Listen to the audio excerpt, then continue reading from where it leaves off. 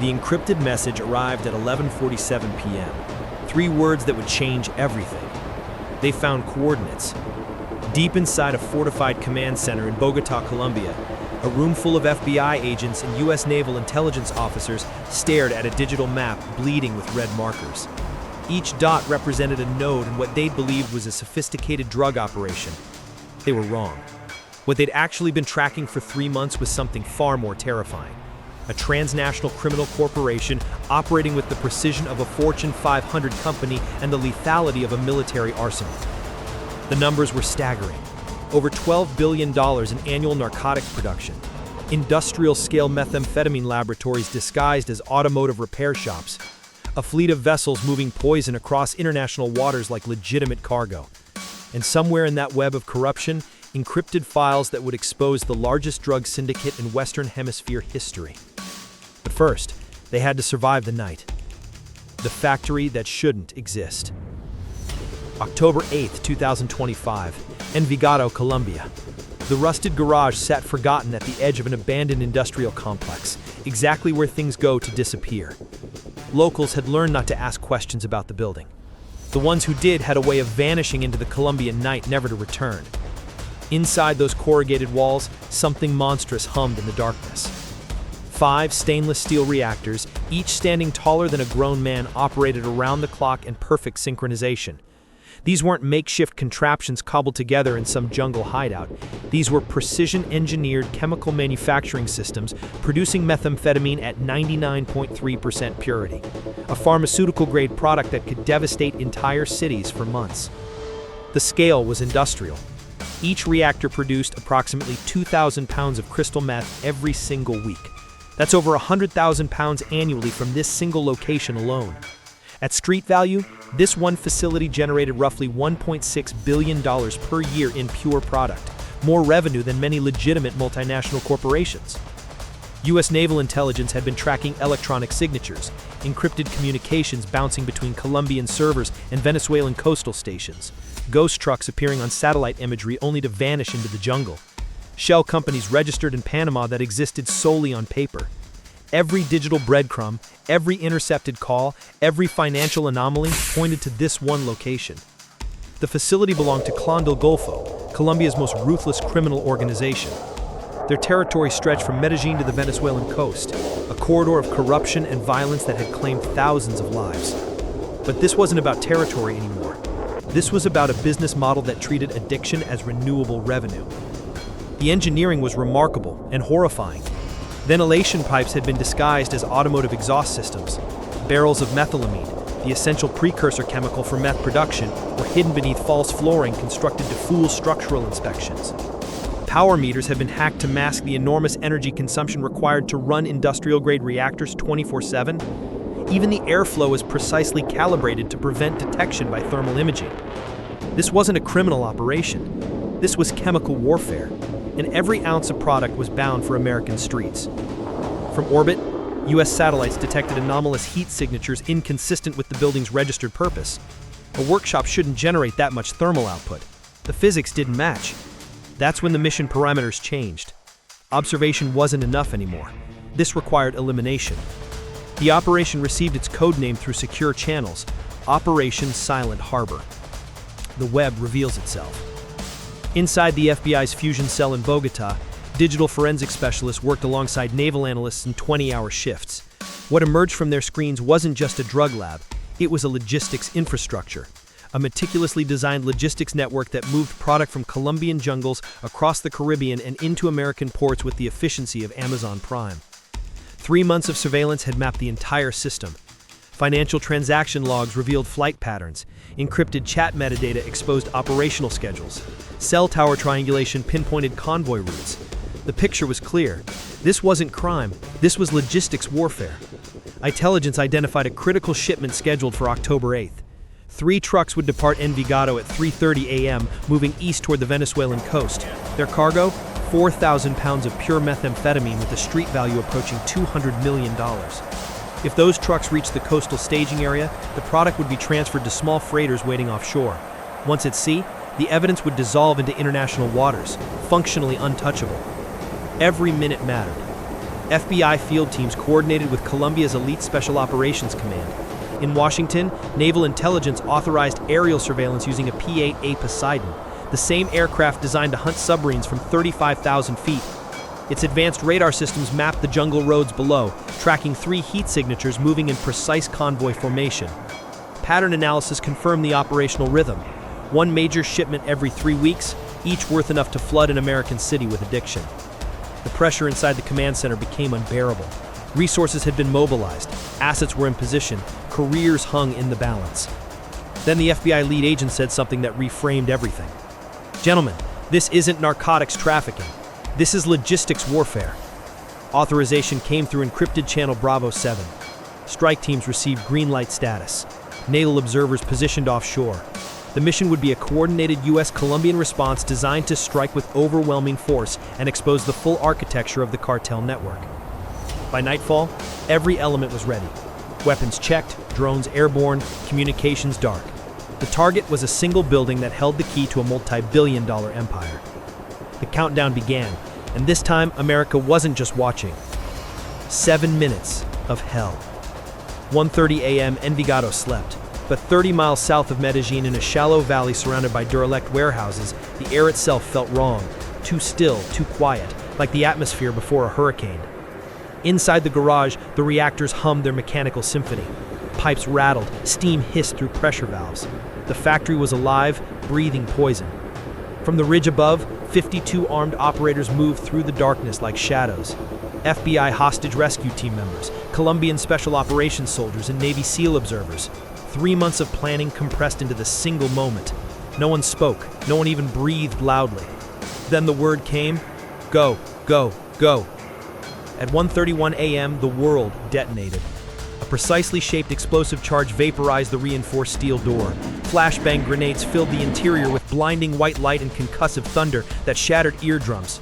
Agents poured through 3 breach points simultaneously, sweeping corridors lined with chemical drums and industrial piping. Gunfire erupted from the shadows. 15 cartel gunmen opened fire with AK-100 rifles and Uzi submachine guns, spraying rounds blindly through the smoke-filled interior. Bullets ricocheted off metal walls, sending sparks dancing like lightning. One round punctured a high-pressure steam line. Superheated vapor roared across the laboratory at over 300 degrees Fahrenheit. The temperature spiked instantly. Ammonia fumes burned exposed skin. Plastic components began to melt. Fire climbed the walls as chemical accelerants ignited. But the assault team didn't retreat. They advanced through flame and smoke, shouting coordinates, covering each other with military precision. One SEAL operator took shrapnel to his arm when an improvised explosive detonated near his position. He refused medical evacuation, instead providing suppressing fire while his team breached the basement hatch. 7 minutes. That's all it took. 7 minutes of controlled chaos, overwhelming violence, and surgical precision. When the gunfire finally ceased, an unnatural silence settled over the burning building. Heavy, toxic, surreal. Teams moved deeper into the structure, flashlights cutting through gray smoke. Then a voice crackled over the radio. Vault found. Behind a false wall constructed to fool structural scans, they discovered a climate-controlled concrete chamber. Inside, stacked like translucent bricks and labeled as auto-filters, sat 6,000 pounds of crystal meth. Street value, $490 million. Enough for nearly 30 million individual doses. In the corner, chained to pipes, they found 5 men. Their hands were chemically burned, raw from constant exposure to corrosive substances. Forced laborers, slaves of a billion-dollar empire. They were extracted alive. As dawn broke over Envigado, the building smoldered. Steel support beams had twisted under extreme heat. The acrid smell of ammonia clung to everything. The radio crackled one final time. Site secured. Heart of the machine destroyed. But the celebration lasted exactly 11 seconds. Because when FBI cyber specialists decrypted the cartel's phones, they found something that changed everything. GPS coordinates. Coordinates at sea. 2 vessels already moving off the Venezuelan coast, carrying the next 4,000-pound shipment. The last surviving link in the empire. The battle had just begun. The Caribbean battlefield.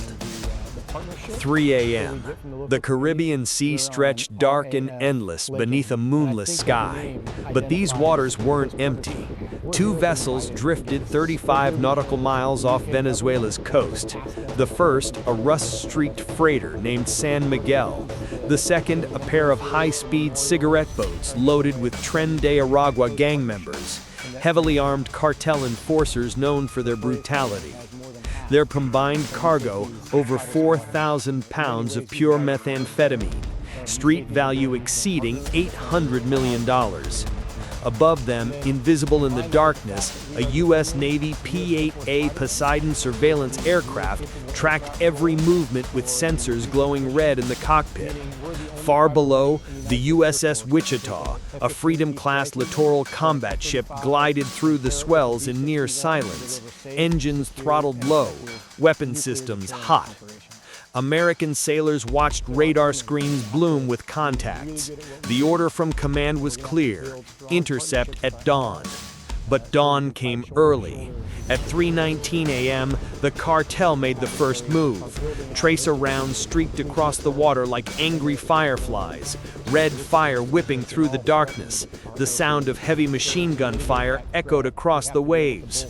From the USS Wichita's flight deck, an MH-60R Seahawk helicopter lifted off, rotors cutting through humid Caribbean air. Searchlight activated, target locked. The gang members opened fire again. Bullets tore into the sea surface like molten rain. The Seahawk banked hard left, then responded with overwhelming force. Its GAU-21 50 caliber machine gun roared to life, 50 rounds per second, a literal wall of fire tearing across the water's surface. One speedboat simply ceased to exist, a bloom of flame and shattered fiberglass. Below, two rigid-hull inflatable boats punched through the spray at 45 knots, engines screaming. Navy gunners crouched low with weapons trained on the freighter. Flashbang grenades detonated as teams climbed boarding ladders. Smoke, shouting, controlled chaos. Then, silence. 8 minutes. That's all it took to dismantle a billion-dollar maritime smuggling operation. 8 minutes of coordinated naval power. By 3:47 a.m., the San Miguel was burning from bow to stern. 17 cartel fighters sat in flex cuffs. Nearly 4,000 pounds of methamphetamine had been secured from the hold. Another 1,900 pounds were discovered floating in sealed waterproof drums. Cargo the crew had attempted to dump overboard when they realized escape was impossible. The horizon glowed orange as the freighter settled lower in the water. For the crew of the USS Wichita, there was no celebration, only confirmation of what they'd suspected. The ocean had become a battlefield. And even in the darkest waters, American power could reach out and strike with precision. As dawn rose over the Caribbean, smoke curled above the wreckage like a warning, a reminder that the sea keeps its memories, and that night, it remembered fire. The discovery that changed everything. By sunrise, the immediate battle was over, but the investigation had only begun. Aboard the USS Wichita, FBI agents cataloged and sealed crates of crystal meth, nearly 4,000 pounds pulled from the sea. The freighter still smoldered, a black silhouette against the golden Caribbean dawn. 17 cartel members sat in handcuffs on the deck, silent and defeated. Inside the ship's bridge, one discovery changed the entire scope of the operation.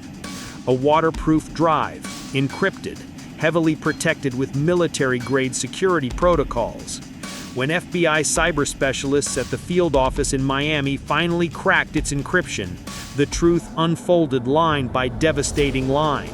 The drive contained 2.4 terabytes of data, financial records spanning 3 years, detailed shipping manifests, internal communications, operational protocols, 51 offshore bank accounts, 7 shell corporations, $93 million routed through Panama, Curacao, and Hong Kong in the past quarter alone. But that was just the visible money. Forensic accountants quickly realized the actual scope was far larger. What they dismantled wasn't a cartel, it was a transnational corporation, a criminal enterprise producing over 20,000 pounds of narcotics every quarter, with the organizational structure of a Fortune 500 company.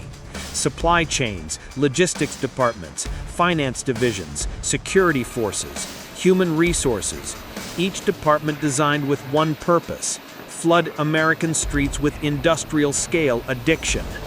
The financial analysis revealed 4 additional manufacturing facilities across Colombia and Venezuela, each one a mirror of the Envigado factory, each capable of producing $400 million in methamphetamine monthly. Together, they formed a $12 billion machine, an empire with annual revenue rivaling the GDP of nations like Nicaragua or Madagascar. The agents standing on that deck realized what they'd actually destroyed: not just a drug lab, an industrial complex of organized crime, a system that treated death as a business model and addiction as renewable revenue. And while smoke still rose from the San Miguel, the message from command was absolute: prepare the next phase. Because this war had evolved from jungle raids to ocean interdiction, from chaos to coordination, from simple crime to industrial-scale chemical warfare. The new battlefield. By October 15, 2025, the fires had cooled. The Envigado factory was nothing but ash and twisted steel. The freighter San Miguel rested half-submerged beneath Caribbean waters.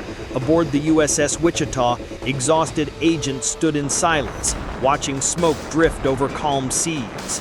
But this was more than a tactical victory. It was a revelation about the future of conflict. For decades, America had fought the drug war on land: jungles, streets, border checkpoints. Now the battlefield had fundamentally shifted to the sea, and the enemy had evolved beyond recognition. They no longer wore gang colors or carried weapons openly. They wore business suits. They operated spreadsheets. Their laboratories were cleaner than hospitals. Their profit margins exceeded oil exports. The president of Colombia called it chemical warfare disguised as commerce. For the United States, that phrase became a new strategic doctrine. In this modern war, deterrence isn't about tanks or missiles. It's about vigilance, about striking before poison reaches American shores, about treating narcotics trafficking as what it truly is: an act of economic warfare. Joint task forces were immediately expanded. Naval patrols increased across the Caribbean corridor. Satellite surveillance and drone coverage now scan every vessel sailing from Venezuela towards Florida. The message to criminal organizations worldwide became unmistakable. When you attack the United States with guns, drugs, or deception, you don't just face law enforcement. You face the full reach of American military and intelligence power. From sky to sea to silent harbor. The ocean shimmered with oil and ash that morning, a battlefield turned mirror. And in that reflection, the agents saw what they truly defended: the right of a nation to breathe free, the right of communities to exist without industrial-scale poisoning, the right to say that some battles are worth fighting, no matter how dark the water, no matter how deep the enemy hides. What comes next? The $12 billion empire has been shattered, but empires don't disappear, they adapt.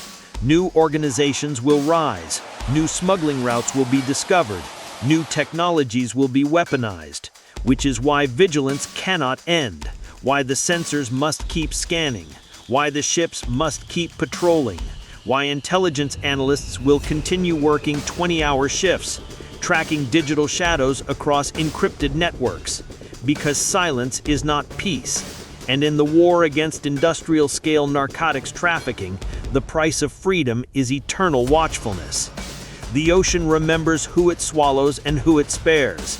That October night, it bore witness to American resolve, to the men and women who stood between poison and population, to the idea that some battles are worth fighting, no matter how dark the water, no matter how deep the enemy hides. Operation Silent Harbor succeeded. The $12 billion meth empire fell, but the war continues, and those who would wage chemical warfare against innocent civilians should remember what the Caribbean waters learned. Justice always has the final word.